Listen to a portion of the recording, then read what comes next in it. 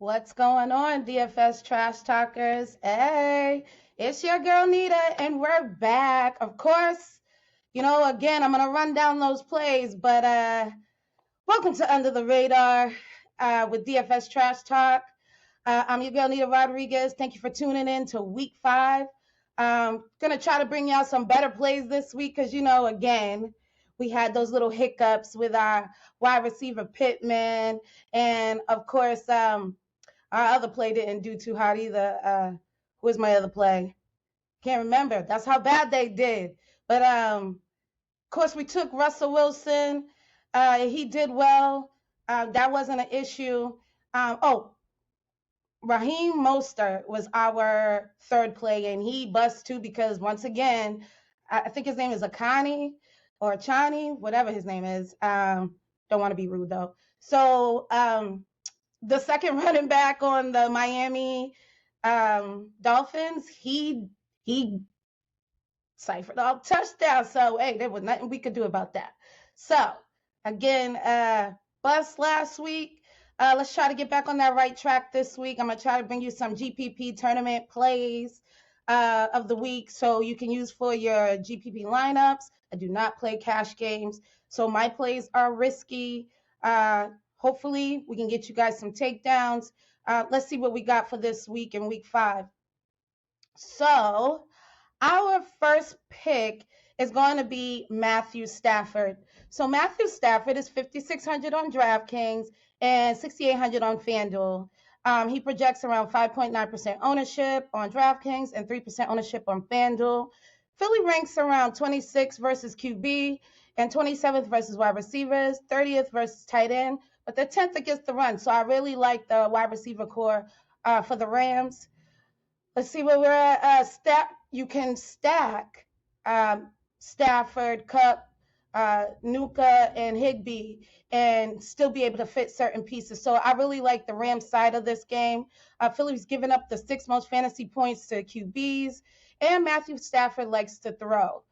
He's shown that when they are down and coming from behind, he's shown that he is willing to put that ball in the air and hit up his core. According to RG, he has an 8% smash percentage to exceed his salary, which is the 8th best on this slate. And he has the 8th best projected points at QB.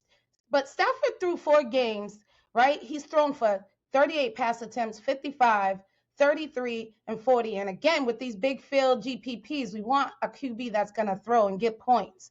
And I think this is the perfect opportunity for him to bounce back, especially against Philly. They're not that scary. They're starting to show that they're only strong versus the run.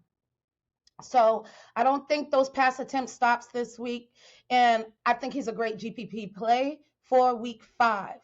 Moving on, we're going to go to wide receiver, and we're going to hit up Rashee Rice. So Rashee Rice is 3,600 on DraftKings and 5,000 on FanDuel. And he projects for 9.2% on DraftKings and 7.2% on FanDuel. So the fact that he's already projected for 9.2% on DraftKings should let you know that he might not be so low on come Sunday. So be careful with that play. But he is in a smash spot. He is a wide receiver on the Chiefs team that garners the 2nd most targets through Week 4. Obviously, Travis Kelce is number 1. So if he gets a touchdown, he should absolutely smash his price, which he has a 7.6% smash percentage, according to RG.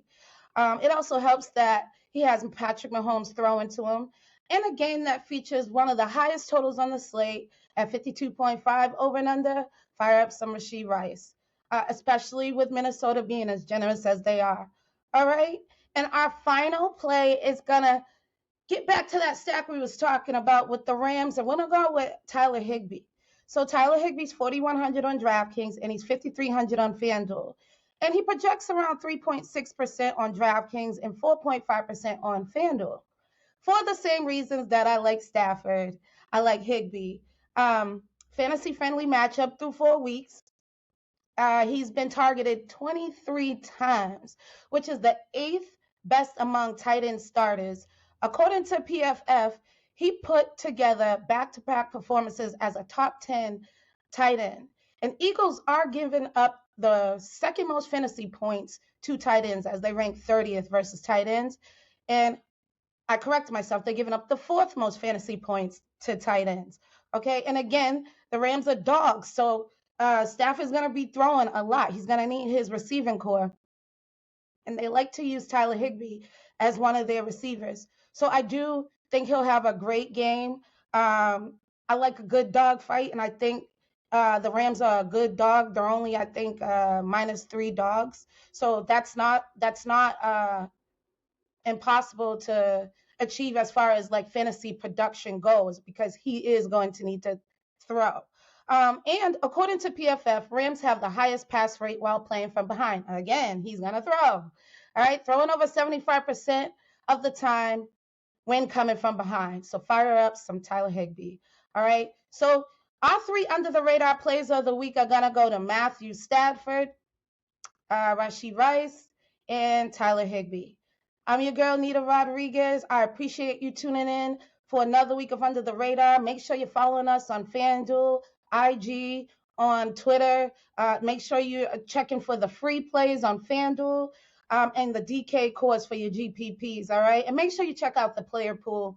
I always try to put that up at the end Saturday night when I've done all the research for the week, all right? Because I like to make sure that the injuries are, consistent.